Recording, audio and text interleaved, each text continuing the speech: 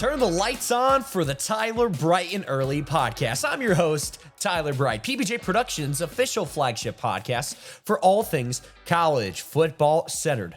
Boy, it has been a busy week for me. I mean, I got to tell you, I've been working playoff men's soccer, and we're just getting in the start of hoop season underway here. I'm a sideline reporter for Bellarmine University. Make sure to tune into those games on ESPN+. It's been a lot of fun. Something that I'm not really used to. I haven't done a lot of sideline reporting, so it'll be really fun. Get that new experience under my belt. I'm enjoying it. It was fun. Just finished my first game this year in 2025, and it was Bellarmine versus Hanover, a men's game, and Doug Davenport, first-year head coach for that program. It's going to be a lot of fun, so stay tuned for that. Check in for those games. It's going to be a lot of fun. But back to college football. That's what this show is all about. And speaking of Louisville and kind of staying in the Louisville range, tough loss against Cal, of course, double overtime, 2 losses that ended in double overtime for the Cards this season. And it's tough. It's tough. And, with Jeff Brom, there's been kind of murmurs that there might be an extension for Jeff Brom. We'll see if anything gets official, if he's going to wait and kind of see where other things get out. There's a lot of open jobs, especially in the SEC, that are open. You got Auburn, you got LSU, you got Florida, just to name a few. A lot of options, but he's been a tremendous head coach despite what happened against Cal. There was a lot of things that went wrong in that game. Of course, DeJesus, the wide receiver for Cal, just absolutely tore the Louisville secondary apart. The offensive line did not have a great game. Miller Moss did not have a great game. Just an unfortunate game. And I was there in attendance, just didn't work out the way that they wanted to. But because the ACC is so up in the air, who knows what's going to happen in the Atlantic Coast Conference? Who knows? We'll touch on that a little bit more in a bit. But before we go into that, let's take a look at the new playoff rankings. At number 25, got Cincinnati. Then following down, you got South Florida, Tennessee, Pitt, Iowa, and Louisville dropping to number 20. So those are the first 5 of the poll. And then you got Virginia, Michigan, USC, Georgia Tech, and Miami slated as the ACC champion. So they would be in the playoff as the 11 seed in this format. So seeded 15, but picked as the ACC favorite. So they would get in the playoff, or predicted as the ACC winner, as I should say. 14, Vanderbilt, Utah, 13, BYU at 12. I told you guys, BYU, a little bit of a fraud. Okay, maybe that's a little bit drastic, but I don't know. They haven't really played anyone, and as soon as they finally played someone, they got smoked by Texas Tech, who I think is going to win the Big 12. So moving along, you got Oklahoma as the first team out of the college football playoff. Then along the lines, in the top 10, you got Texas, Notre Dame, Oregon, Ole Miss. Texas Tech is the Big 12 champion at number 6. Georgia at number 5. Alabama at number 4. Texas A&M slated as the SEC champion at number 3. Indiana at number 2. And Ohio State at number 1. A lot of people may have been wondering, so here's some of my takeaways that I see from this list. You have Indiana ranked at number 2, even after the close battle against Penn State. Also, what a game that was. What a catch by Omar Cooper. Just phenomenal. Get that little toe in there, make an incredible catch. And, Mendoza, this was the first game where you're like, Mendoza, what happened? But still, I think a front runner for the Heisman Trophy. I know Gus Johnson had that interesting call, to say the least. Some people love it, some people don't like it. It is what it is. But either way, an amazing play. And he said give him the Heisman. Pump the brakes a little bit. I still think it's between Mendoza and Julian Sand, but it's bold. It's bold to say the least. Yeah, I think Indiana, I think they're still worthy of being number 2 based on what they've done this season. But if you wanted to put Texas A&M at number 2, I understand that as well. As far as that, Louisville, I do think with them losing, I think the drop was reasonable. And that's kind of the main thing. Miami kind of sneaking in. I think it's interesting that they think Miami is still going to be the ACC champion. They still need a lot of things to go their way.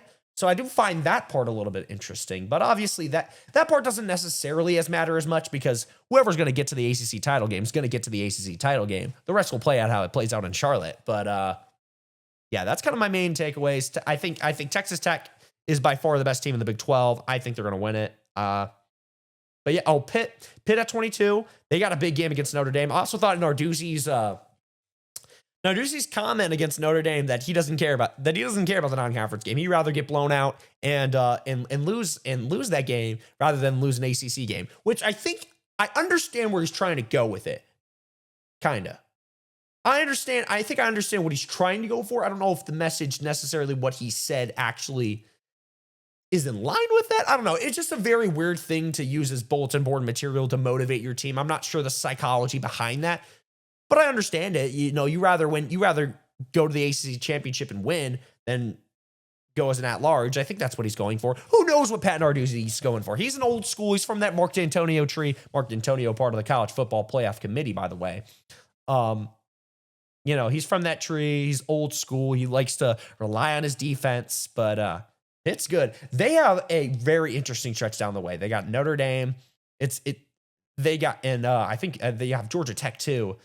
It's going to be fun. But so next up, I want to talk about Joey Galloway. Joey Galloway, ESPN analyst, former Ohio State Buckeye, college football player, played in the NFL. So he had to say this about the Big Ten. He said, and I quote, "To me, the ACC and the Big Ten are way more comparable than the Big Ten and the SEC." What do we think about that? What do we think about that? I think that's insane. I'm gonna be flat out, especially how the ACC played this weekend. Are you out of your mind, Joey Galloway? I'm sorry. I know you're a very respected college football analyst. I respect it. But I just do not agree. I really just don't agree. I get it. The SEC, I would probably say it's the best conference in college football. I would, there's the argument to be made. The Big Ten was really strong last year. I think the SEC might have the edge this year, but look at the teams in the top. Okay, just look at the teams in the Big Ten. We'll go through the rundown of the Big Ten, and then we'll go to the ACC just to kind of, get familiarized a little bit. From the rankings top to bottom, Indiana at 7-0. We're going to go through conference standings, for example. 7-0 in conference, 10-0 overall. Ohio State 6-0 in conference, 9-0 overall. Oregon 5-1, 8-1 overall. USC 5-1, 7-2 overall. Michigan 5-1, 7-2. Iowa 4-2 in conference play, 6-3. Minnesota 4-2, Nebraska 4-3, Illinois is 3-3, Washington 3-3. I'm just going to go through the conference rankings just to speed up the process a little bit. Northwestern 3-3, UCLA 3-3, Rutgers 2-5, Maryland 1-5, Wisconsin 1-5, and then Michigan State, Penn State, and Purdue are all winless in conference play. So it definitely seems top heavy for sure. It definitely looks top heavy, especially when you're looking at that. But then let's go look at the ACC and see what they're running with. Let's take a look at that. So if we're looking at the conference standings here, you got Georgia Tech at 5-1, Virginia at 5-1, Pitt at 5-1, SMU 5-1, Duke 4-1, Louisville 4-2, Miami 3-2, Wake Forest 3-3, Cal 3-3, Clemson 3-4, NC State 2-3, North Carolina 2-3, Virginia Tech 2-3, Stanford 2-3. Stanford 2-5. Florida State 1-5, Syracuse 1-6, and Boston College 0-6. And the crazy thing about this to me is the comparison is because the ACC has no true contender. I mean, let's be honest, guys. There's a chance if Duke wins out that they can go to the ACC title game and potentially win the ACC title as a 4-loss team. Like that can very well happen. And in fact, that's really likely. A lot of people are projecting that to happen, or at least Duke to make it to the ACC title game. Whether they predict them to win it, I don't know. After losing to UConn, I don't see how that's going to happen, to be flat out. I thought Louisville was a pretty good driver's seat to control their own destiny, but they lost to Cal, so they lost those privileges. Georgia Tech, they can have a shot too, but they also have to you got to finish business. They got some tough games on their slate. It's not easy. Virginia's in the slate, and that's the crazy thing about this end of the stretch in the ACC is a lot of them play each other. So a lot of them they can just beat up each other more. I just think there's no true contender in the ACC. I think there's kind of been the discussion of is there potential for 2 group of 6 teams to make the college football playoff, because there's a format in which the American champion which right now is slated to be South Florida, depending on how things play out. South Florida can make it into the playoff, as well as JMU. JMU.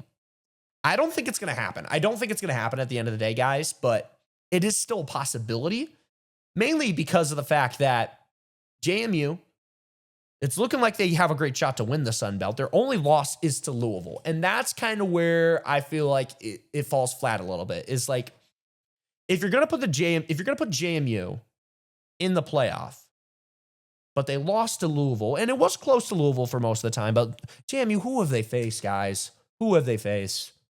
Who have they faced? That's actually like deserving.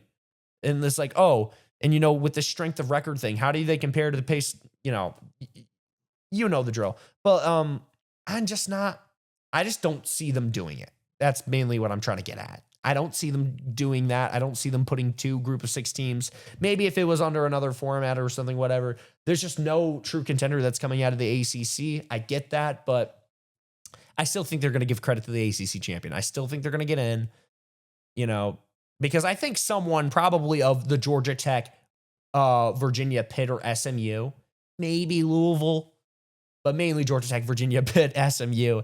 One of those teams is gonna win it. It's gonna win the ACC. It's gonna win the ACC. Now, I will say Louisville plays SMU, so that's gonna be a big game for both of those teams. I believe after Pitt plays Notre Dame, they play Georgia Tech. So that's another game that's going to eliminate someone else in the picture.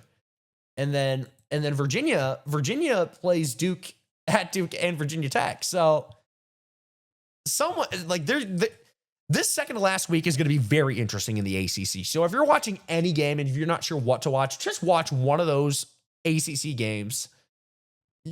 Someone's going to get eliminated in some fashion from that picture. But yeah, enough talking about the ACC. Let's just go straight into the preview for this next week.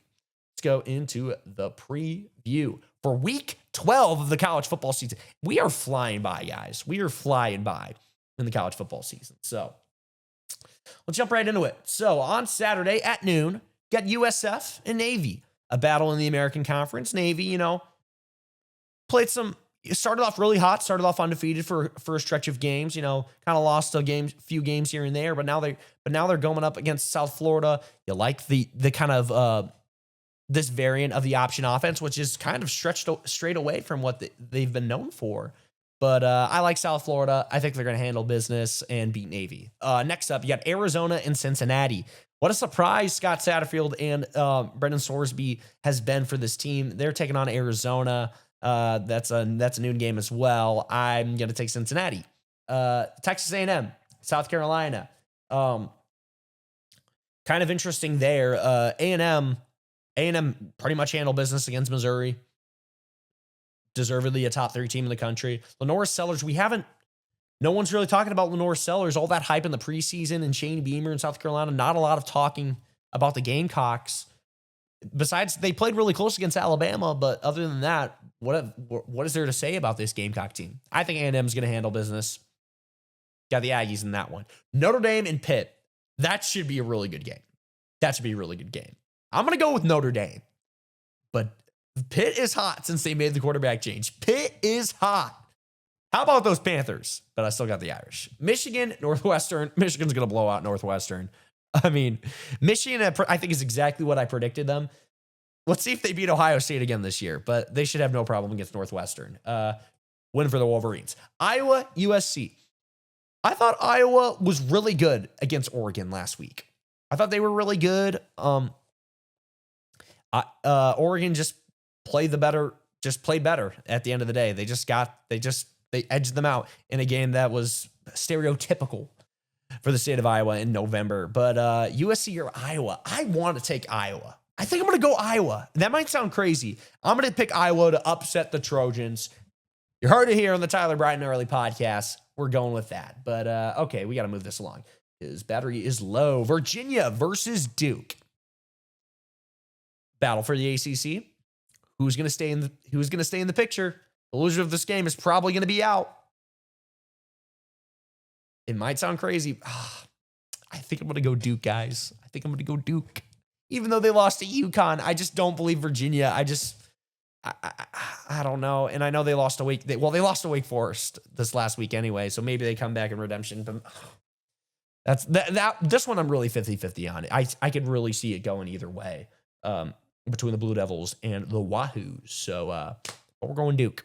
I'm going Duke. Oklahoma, Alabama, 3:30. I'm going to go with Alabama. I think they're going to eliminate Oklahoma from the playoff picture after this game. A couple of injuries for the Oklahoma. Mateer just hasn't, all this hype for Mateer, guys. He's probably gonna go back to Oklahoma for another year. Some people probably thought that would be shocking. They're like, oh, there's no way he's gonna be a top 5 pick in the draft. I don't think so at this point, guys. Give me Alabama, and Ty Simpson and DeBoer are just gonna keep on rolling. App State, James Madison, a little Group 6 action. I'm gonna go James Madison. Although I don't think they've faced a lot of competition outside of the Louisville game, I think they're going to be all right against App State, so they'll get the win there. Texas Tech and UCF. I got Texas Tech. I think they're the best team in the Big 12. Joey McGuire obviously had the shots about Notre Dame, and then Marcus Freeman was not taking the bait. He's just like, yeah, I'm focused on this week. I loved his response, and honestly, it was probably the right response.